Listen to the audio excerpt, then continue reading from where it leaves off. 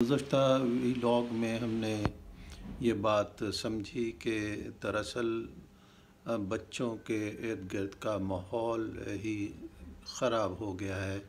اس میں وہ روحانی چیزیں موجود نہیں ہیں جو ان کا تعلق اللہ تعالیٰ سے جوڑیں۔ ہم ان کے سراؤنڈنگ میں، ان کے اطراف میں، چہار اطراف میں جو چیزیں موجود ہیں وہ سب کی سب ان کو دنیاوی چیزوں پر اور دنیاوی زندگی کی طرف لے جاتی ہیں۔ وہ جب اسکول میں جاتے ہیں، مونٹیسری سے شروع ہوتے ہیں، تو نیلے، پیلے، سرخ اور ہرے رنگ کے کلر کے فرنیچر ہوتے ہیں۔ بورڈ پر مختلف طرح کی تصویریں لگی ہوتی ہیں۔ ان کی جو ٹیچرس ہوتی ہے وہ جو انہیں پوئم یاد کراتی ہے وہ ایکشن کے ساتھ یاد کراتی ہے۔ بچے بھی اسے سیکھ لیتے ہیں، معنی آئیں یا نہ آئیں، سر اور لفظ کو وہ سیکھ جاتے ہیں اور گھر آ کر پھر اسی کو دہراتے ہیں۔ ماں باپ بڑے خوشی سے سب کو بتاتے ہیں کہ بھئی اس کو تو ٹوئنکل ٹوئنکل لٹل سٹار بھی آ گیا، لکڑی کی کاٹھی وہ بھی آ گئی، اور اس طرح کی پوئمز، 1 potato 2 potatoes آ گیا۔ تو یہ سمجھتے ہیں کہ اس کی بڑی اچیومنٹ ہو رہی ہے۔ گھر آ کر وہ بچے کو کارٹون لگا دیے جاتے ہیں، وہ کارٹون دیکھنے لگ جاتا ہے۔ کارٹون ایک خاص پس منظر میں بنائے جاتے ہیں جس میں بنانے والا ملک اپنے کلچر کو فروغ دیتا ہے۔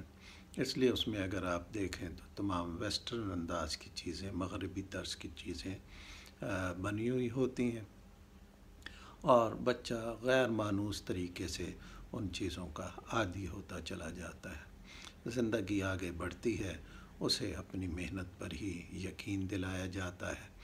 اسے یہ نہیں بتایا جاتا ہے کہ بھئی محنت کرو اور نتیجہ اللہ تعالیٰ دے گا۔ حالانکہ مولا علی علیہ السلام کا قول ہے کہ انسان صرف محنت کر سکتا ہے اور نتائج اللہ تعالیٰ کے ہاتھ میں ہے۔ اگر بچے کے ذہن میں یہ ڈال دیا جائے کہ ہم کوشش تو کر سکتے ہیں، محنت کر سکتے ہیں، لیکن اس کا کیا نتیجہ آئے گا یہ پروردگار بہتر جانتا ہے۔ ہم نے اور آپ نے زندگیوں میں اپنی دیکھا ہوگا کہ بعض اوقات بچہ بہت محنت کرتا ہے، کوشش کرتا ہے، تیاری کرتا ہے، لیکن اس کو نتائج ویسے نہیں ملتے۔ اب وہ کیا کرے، کہاں جائے؟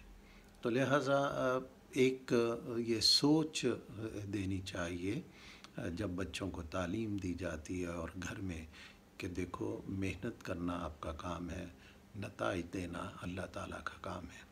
جب آپ محنت کے ساتھ یہ چیز بچے کے ذہن میں ڈالیں گے تو اس کے شعور میں، لاشعور میں، یہ تحت شعور میں یہ چیز بیٹھ جائے گی کہ اس کائنات میں ایک ہستی ایسی ہے جو نتائج دیتی ہے، جس کے قبضے قدرت میں سب چیزیں ہیں۔ میں جتنی محنت بھی کر لوں، اگر وہ نہ چاہے تو کام صحیح نہیں ہو سکتا۔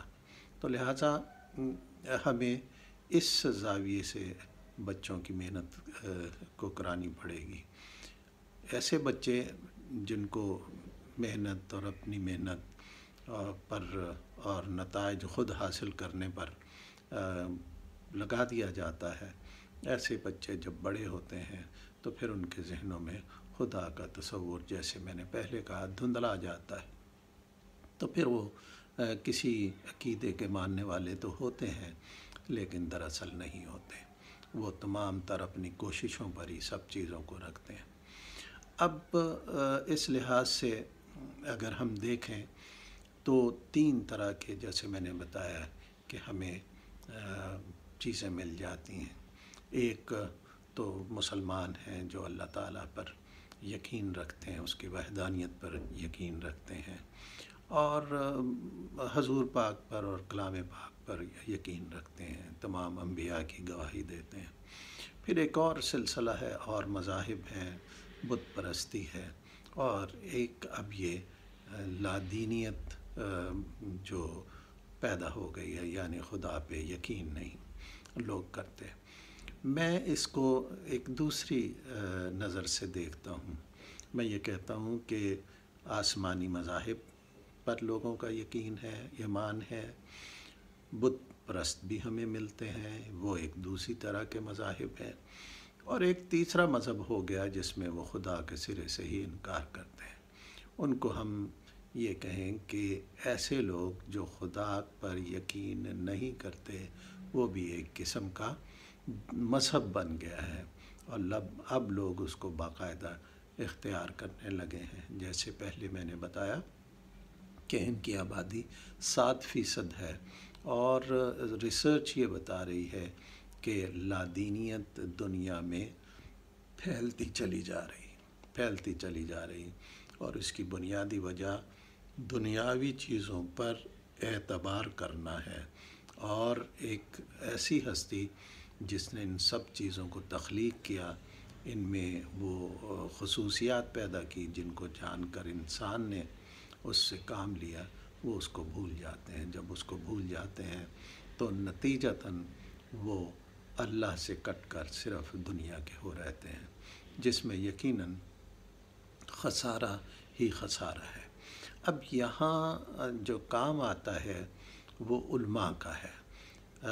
اسلام کیونکہ آخری دین ہے، مذہب ہے، لہٰذا مسلم علماء کا اس میں بہت زیادہ کردار ہے۔ انہیں چاہیے کہ ایسے لوگ جو اللہ تعالیٰ کے انکاری ہیں ان کو بتائیں۔ اگر میری اس بات کو منفی نہ لیا جائے تو کم از کم وہ لوگ جو ملحد ہیں، وہ لا الہ کہہ رہے ہیں، اللہ کے انکاری ہیں، ان کو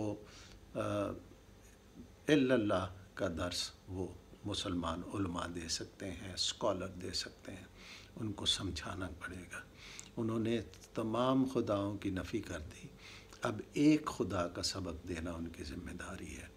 بدقسمتی سے جو مسلمان علماء ہیں وہ آپس میں ہی الجھے ہوئے ہیں، ایک دوسرے کے خلاف فتوے دے رہے ہیں، اور ایک دوسرے کو نیچا دکھانے کی کوشش کر رہے ہیں۔ تو ایسے میں جو ان کی ذمہ داری تھی وہ یہ پوری نہیں کر پا رہے۔